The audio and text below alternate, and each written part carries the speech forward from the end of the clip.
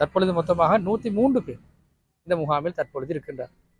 இந்த வேளையிலே இந்த விடயம் சார்ந்து நாங்கள் பொதுவாக பார்த்தோம் என்று சொன்னால் சுகாதாரத்துறையினர், நிர்வாகத்துறையினர், பாதுகாப்பு தரப்பினர், மேலும் வெளிவிவகார அமைச்சு, அதுபோன்று பல்வேறு தரப்பட்ட துறைகள் ஒன்றாக இயங்கி வருகின்றன. ஆகவே இந்த விடயம் மிகவும் சிறப்பாக அணுகப்பட்டு கொண்டு வருகின்ற இந்த வேளையிலே நாங்கள் பார்க்கின்றோம் சிலர் இந்த விடயத்தினை பாவித்து தமது சுய அரசியல் லாபத்திற்காக அணுகி வருவதனை நமக்கு காண கிடைக்கின்றன. நாங்கள் இவற்றினை ஒருபோதும் ஏற்றுக்கொள்ளப் போவதில்லை. ஒரு பாரிய விடயத்தினை நாங்கள் மேற்கொண்டு வரும் வேளையிலே ஒரு சில குறைபாடுகள் இருக்கு. இது நாட்டை பொறுத்தவரையிலும் இது ஒரு புதிய ஒரு அனுபவம். மேலும் இந்த விடயத்தை அணுகுவதற்கான ஒட்டுமொத்த அம்சங்களையும் இந்த அரசாங்கம் கொண்டிருக்கின்றது. மிகவும் சிறப்பாக அனைத்து விதத்திலும் அணுகி வருகின்றது. ஆனாலும் தமது அரசியல் லாபத்தினை கருத்தில் கொண்டு ஒரு சில இவற்றினை வைத்து அரசியல் புலைப்புவாதத்தை மேற்கொள்ள விரும்புவார்கள் என்று சொன்னால் நிச்சயமாக நாங்கள் அதனை ஏற்றுக்கொள்ளப் போவதில்லை. ஆகவே இந்த அடிப்படையிலே நாங்கள் மீண்டும் கூறுகின்றோம், இதனை வைத்து அரசியல் செய்ய வேண்டாம், இதனை வைத்து அரசியல் செய்யும் நிலைமை இதன்.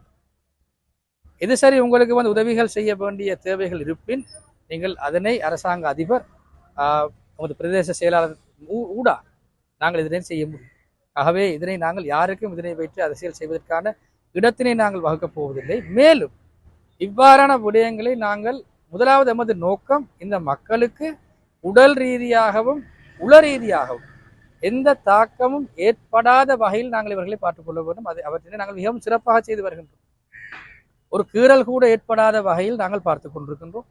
குறிப்பாக அவர்களுக்கு எந்த விதமான ஒரு வேறுபாடும் இல்லாத வகையிலே அவர்கள் மனிதாபிமான அடிப்படையில் நடத்தப்பட்டு கொண்டிருக்கின்றார்கள். இந்த முகாமை பொறுத்தவரையிலும் கூட அவர்களுக்கு நாங்கள் பல்வேறு தரப்பட்ட ஏற்பாடுகளை நாங்கள் செய்திருக்கின்றோம். அவர்களுக்கு உணவு வழக்கத்தை கூட நாங்கள் அவர்களிடம் கேட்டறிந்து அவர்களுக்கு பொருத்தமான உணவுகளை நாங்கள் வழங்குவதற்கான ஏற்பாடுகளை செய்து கொண்டிருக்கின்றோம்.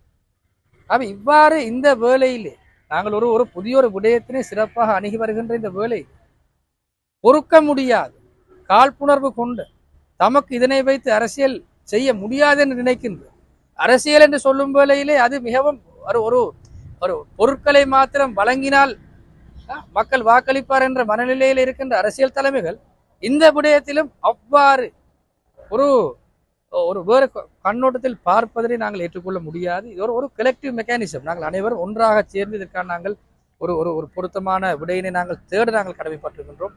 அவர்கள் தற்காலிகமாக இங்கு இந்த முகாமில் தடுத்து வைக்கப்பட்டிருக்கின்றார்கள்.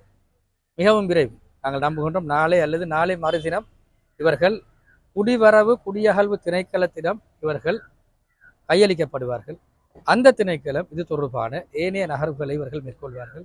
திருகோணமலை மாவட்டத்தின் பாராளுமன்ற உறுப்பினர்களாகிய நாங்களும் குறிப்பாக இந்த மாவட்ட ஒருங்கமைப்பு குழு என்ற ரீதியிலும் நாங்கள் இந்த விடயத்தினை மிகவும் சிறப்பாக நாங்கள் செய்வதற்கு நாங்கள் கடமைப்பட்டு கொண்டிருக்கின்றோம். ஆகவே மீண்டும் இந்த விடயத்தினை வைத்து அரசியல் செய்யாமல் நாங்கள் அனைவரும் ஒன்றாக நாங்கள் ஒரு பொருத்தமான ஒரு தீர்வினை பெற்றுக் கொடுப்பதற்கு நாங்கள் அணிதிரள வேண்டும் என்பதனையும் நாங்கள் கூறிக்கொள்ள விரும்புகிறோம்.